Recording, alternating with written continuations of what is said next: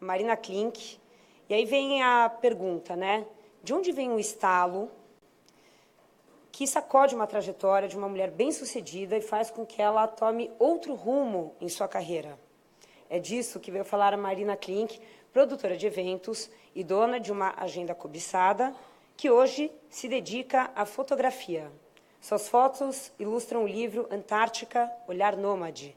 Ela já esteve no continente 13 vezes. Seja bem-vinda, Marina Klink.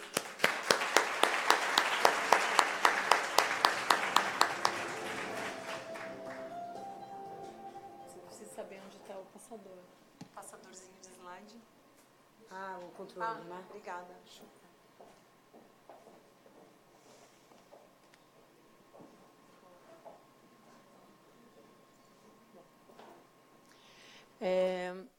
Desde pequena, eu sempre tive muito ligada à natureza, sempre gostei de esportes ao ar livre. E com 10 anos eu ganhei do meu pai meu primeiro barquinho, um Optimist, que eu velejava na represa de Guarapiranga. E algumas vezes tive a oportunidade também de velejar em outras raias de regata, como Rio de Janeiro, Ilhabela, São Sebastião. E com 18 anos, então, eu comprei minha primeira asa delta. Tá claro que minha família não sabia, mas eu consegui esconder na casa de amigos. E eu sempre gostei dessa vida assim, de alguns riscos controlados. Eu nunca fui louca, mas eu sempre gostei de ousar um pouquinho. E foi ousando que eu comecei a fotografar. Passei a ir a lugares mais distantes e buscar cenas que as pessoas que estão dentro do escritório não têm tanta facilidade de ver. E, às vezes, não para pensar como é o mundo fora daqui dessa sala ou fora da rotina do dia a dia.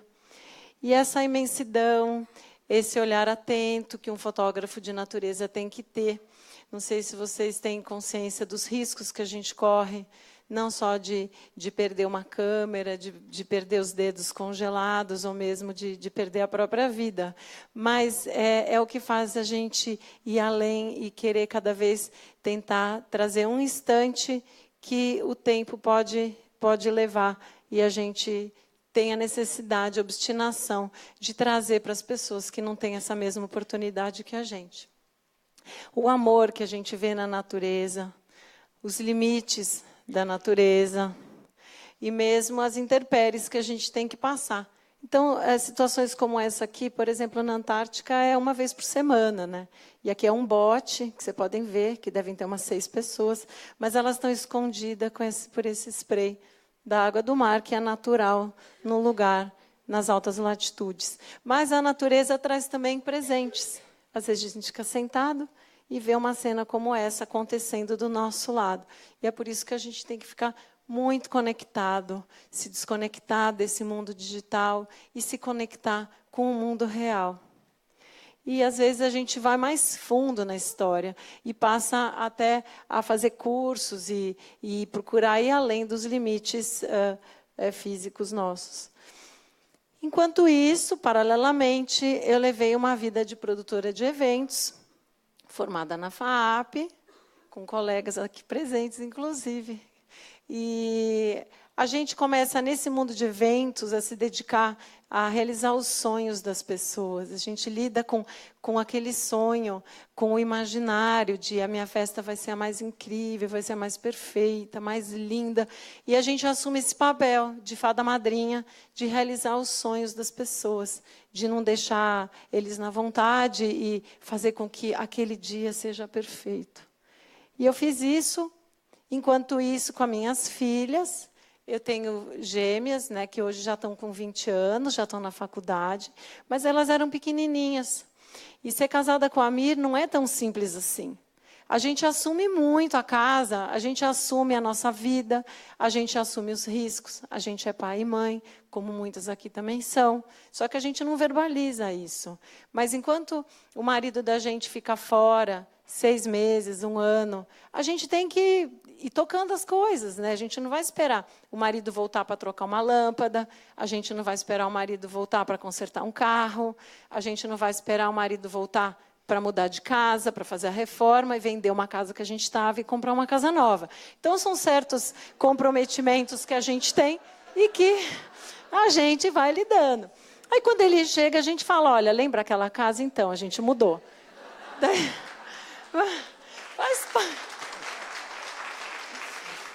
mas para onde? Não, vai ficar mais legal. Agora está mais perto, está em São Paulo, mais perto do aeroporto. Quando a gente precisa viajar, é 10 minutos. Ah, tá, então tudo bem. Então, a gente vai vendo que a gente vai assumindo a frente e vai fazendo as coisas darem certo, né? Isso tudo é muito natural.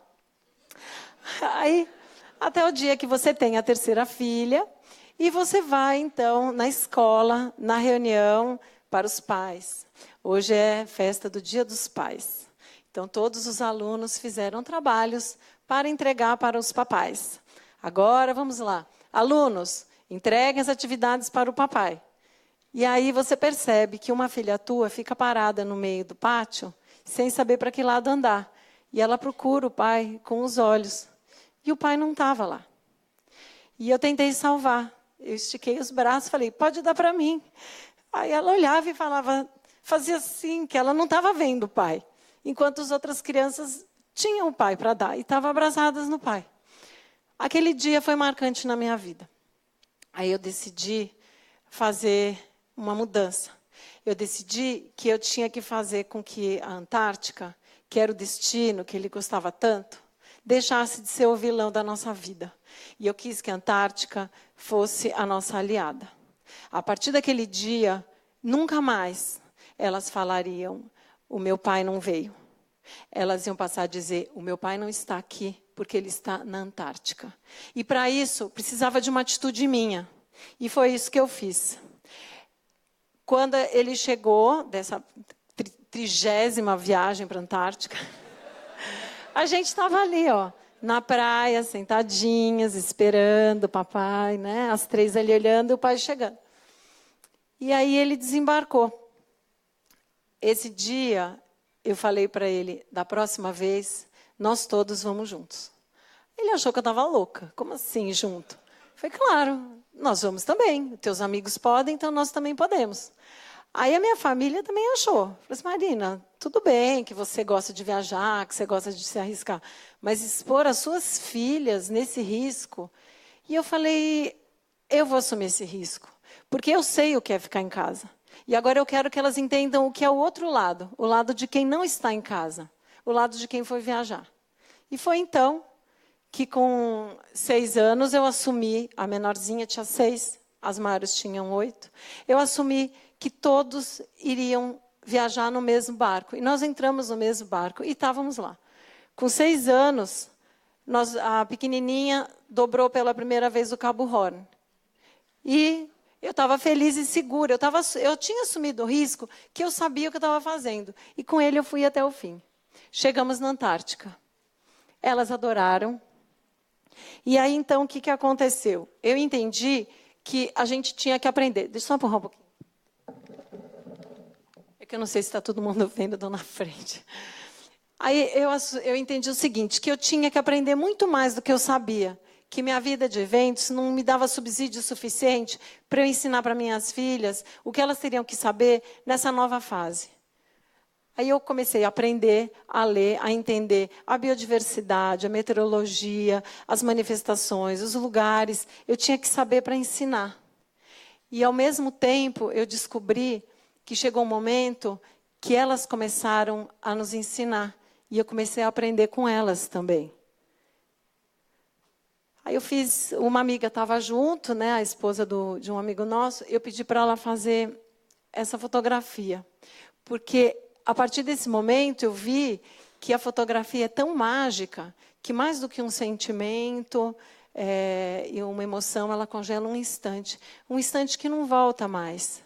Esse iceberg não existe mais, onde nós estamos, né? É um grande iceberg, o Amir está sentado numa pedrinha de gelo. Ele não existe mais. Aquelas crianças que estavam lá ingenuamente na Antártica, fantasiando, elas também não existem mais. E nem eu existo mais. Tudo mudou, a gente voltou para o Brasil. E quando voltar, daí eu mostro o que aconteceu. Não é aqui.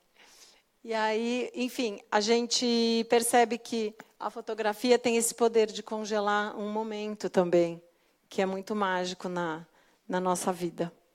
E aí nós voltamos para o Brasil e eu entendi que eu tinha que fazer algumas mudanças. E a principal aconteceu nesse momento. Aqui é a foto do barco que eu tirei. Eu estava no alto do mastro. Esse mastro tem 33 metros de altura. São 2.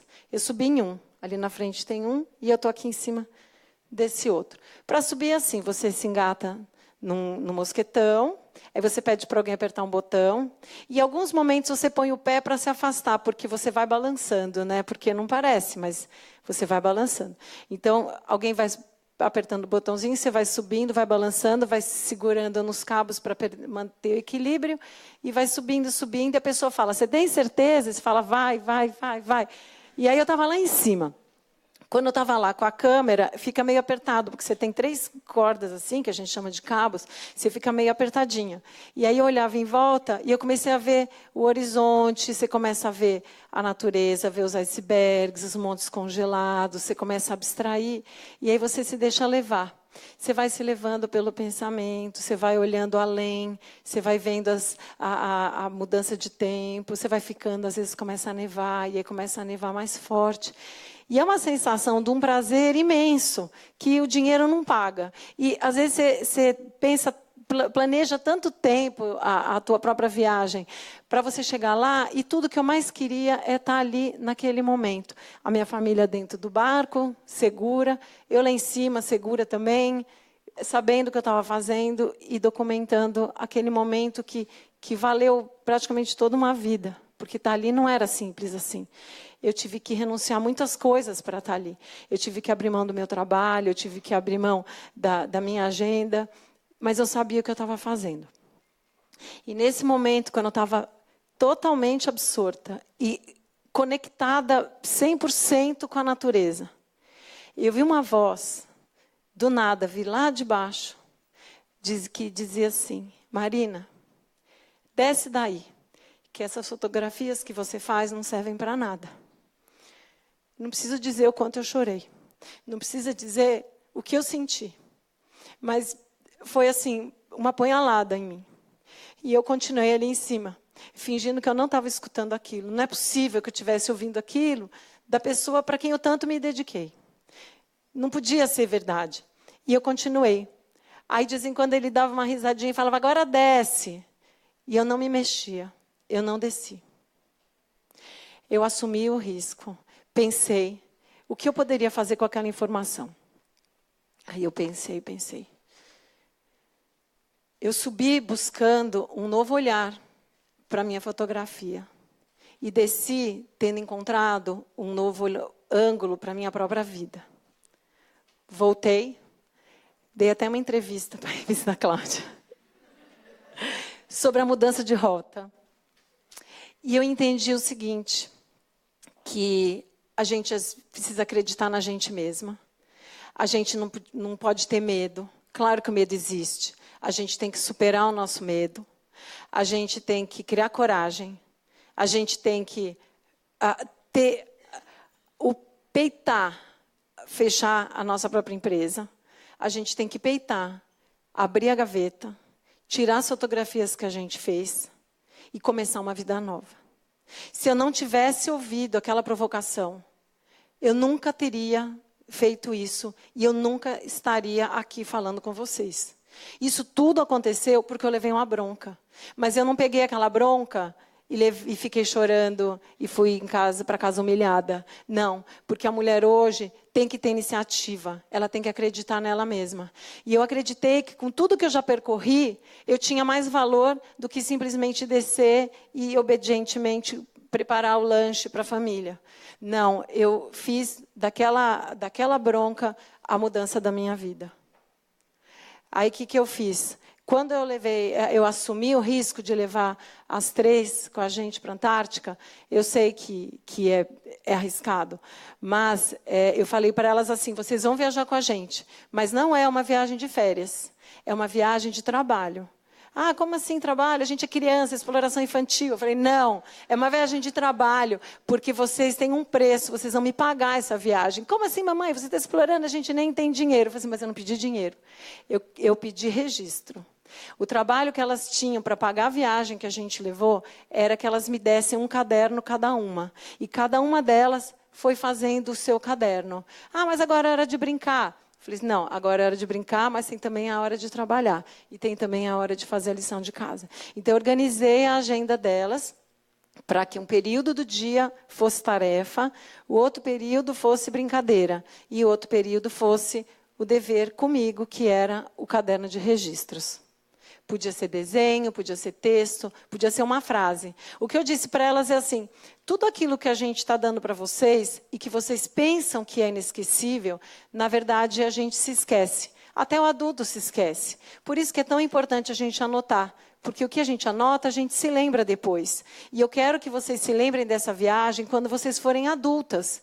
É tão comum na Europa a gente ver os jovens andando com caderno, por que que no Brasil a gente não incentiva os nossos filhos, nossos sobrinhos, a escreverem também, a fazerem os seus registros? Todos nós temos uma história para contar. A diferença é que uns escrevem elas, outros não. Então a viagem se vai.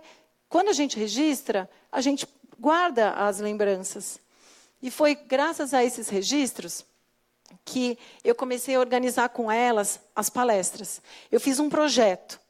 Falei, eu vou criar um projeto das Irmãs Klink. Elas têm conteúdo para passar para outras crianças. Elas podem, sim, mostrar para outras crianças o que é viajar de barco, o que é morar num veleiro, o que é para um lugar tão distante, quais são os bichos que a gente encontra no caminho.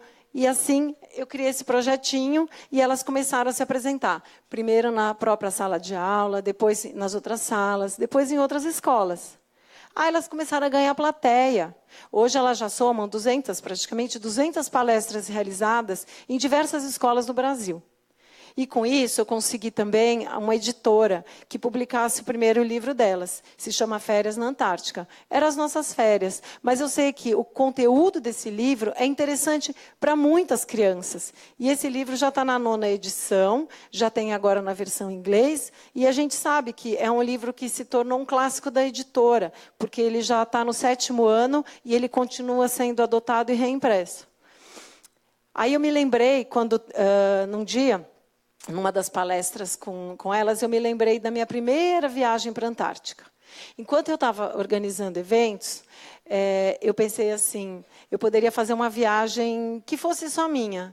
Nessa hora, o Amir me incentivou. Essa coisa de eventos é legal, mas eu acho que você tem que ter uma experiência autêntica também, uma coisa tua, não de um cliente, uma festa dos sonhos dos outros. Você tem que realizar o teu próprio sonho.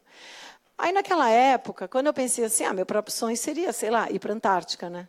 Tal. Aí, mas eu estava um pouco influenciada por ele, naturalmente. Mas, e era verdade, mas eu achava que não era possível. Aí eu conheci uma francesa que trabalhou num navio russo e disse assim, Marina, se você quiser ir para a Antártica, eu te dou a dica.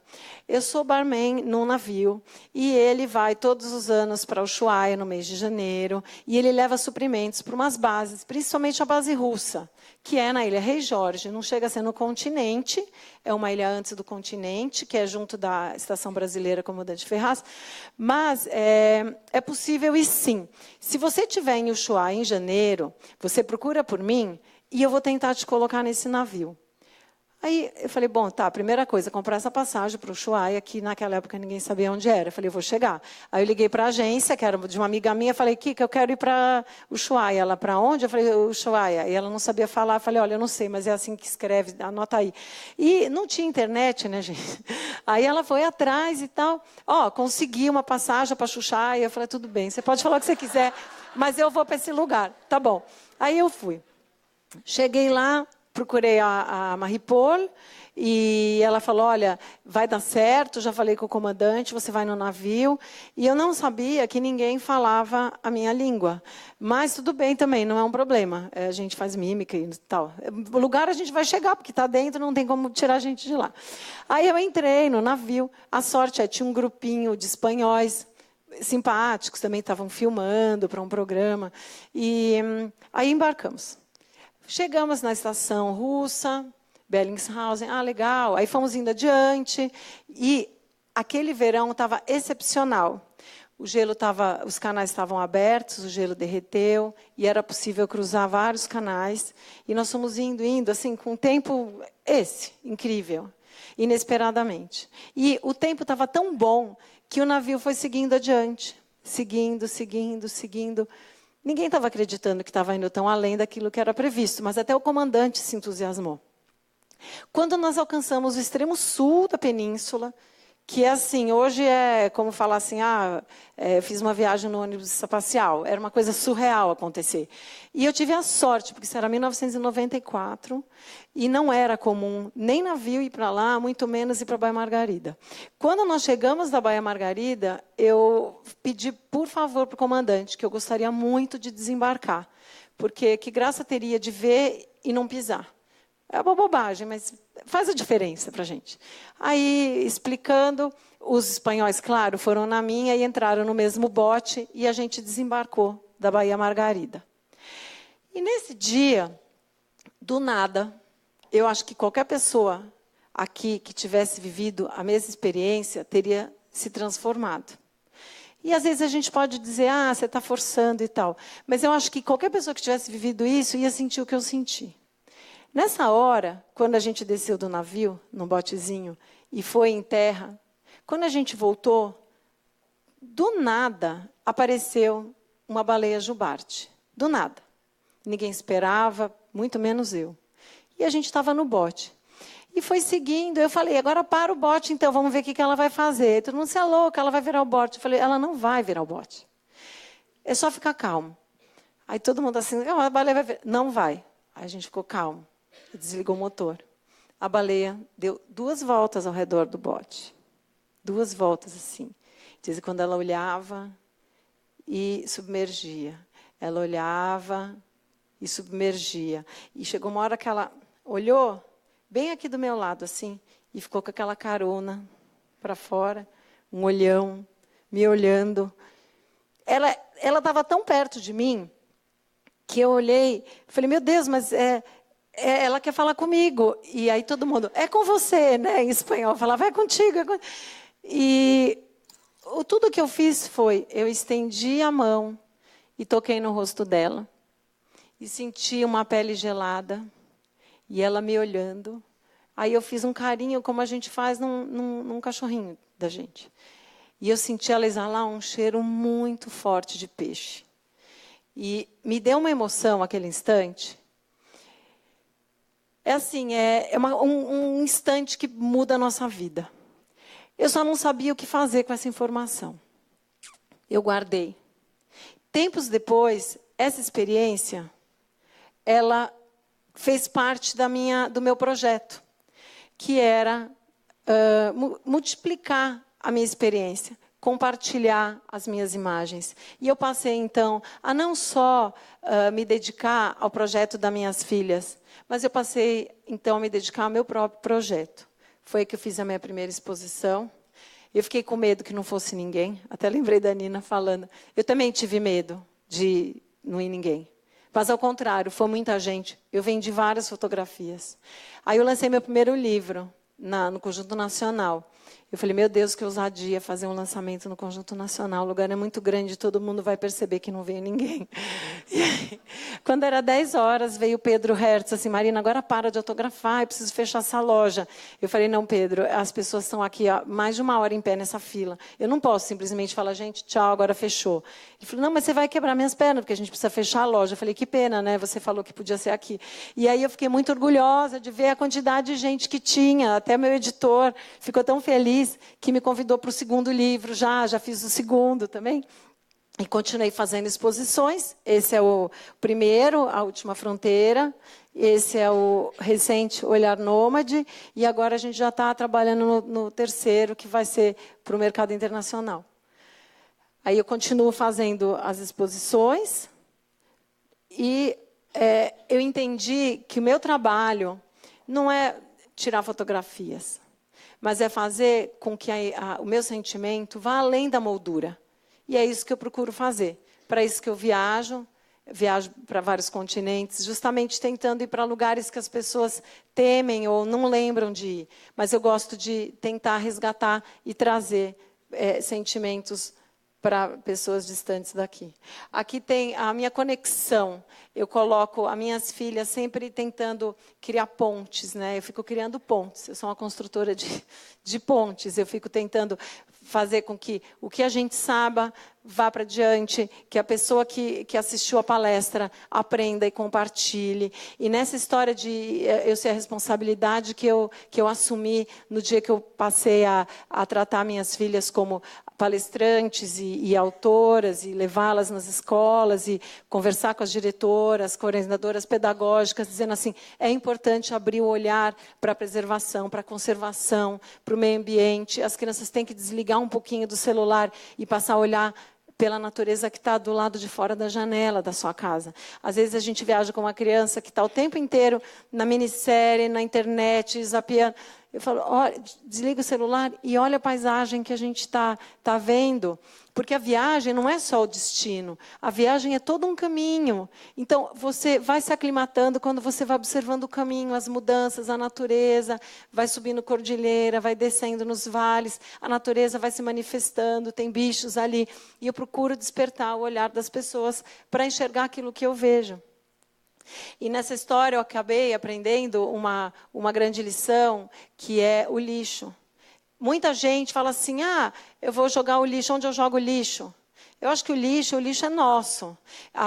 Faz 15 dias eu estava no Parque Nacional Torres del Paine e vivi uma experiência incrível. A gente estava fazendo uma gravação, eu estava fazendo o registro fotográfico e a gente fez uma trilha. Não sei se alguém aqui já foi para o Parque Nacional fazer o W, tem a trilha do francês, a gente parou ali no refúgio do chileno, e é uma trilha de 4 horas.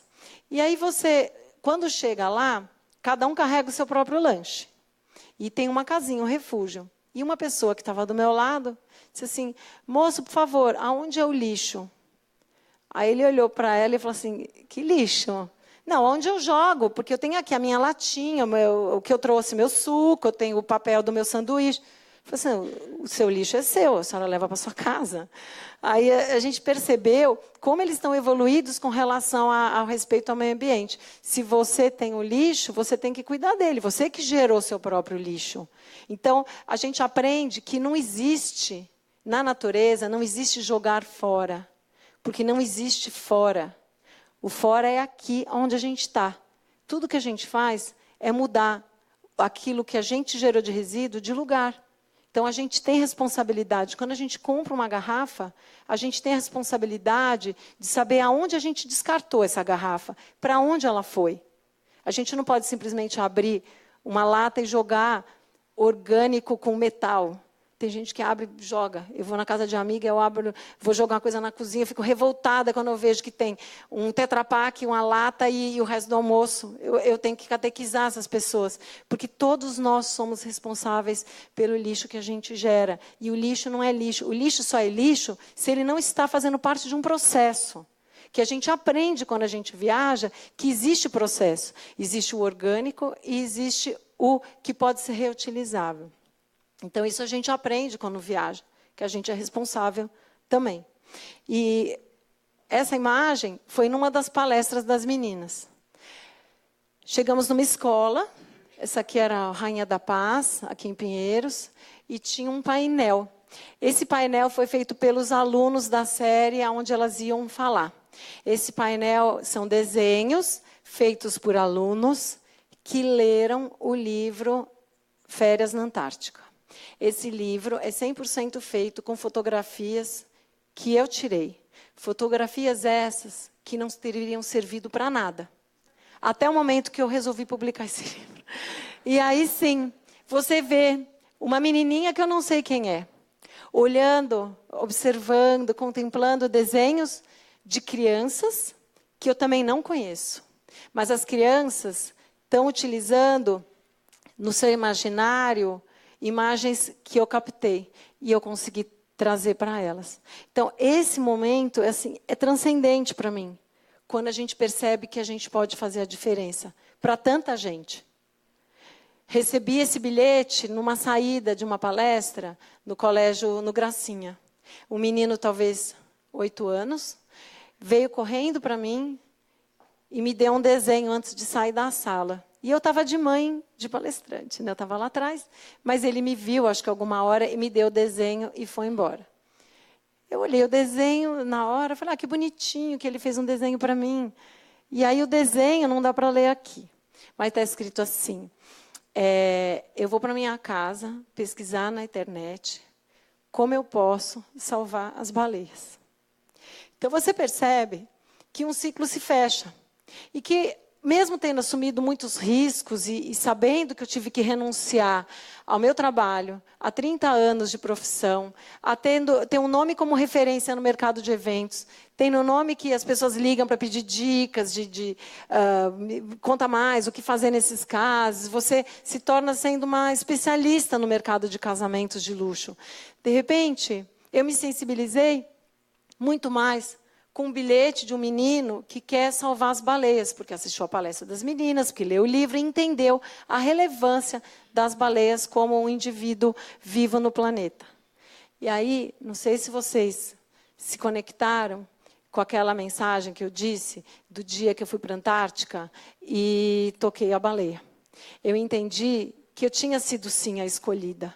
E entendi que cada um aqui pode ser também escolhido, mas a gente tem que estar aberto para os sinais. A natureza está o tempo inteiro gritando, mandando sinais. Às vezes a gente está no mar, vem um monte de peixe, um cardume inteiro ao nosso redor. Outras vezes a gente está no barco, um golfinho pula, pula, pula, pula, e a gente está no celular.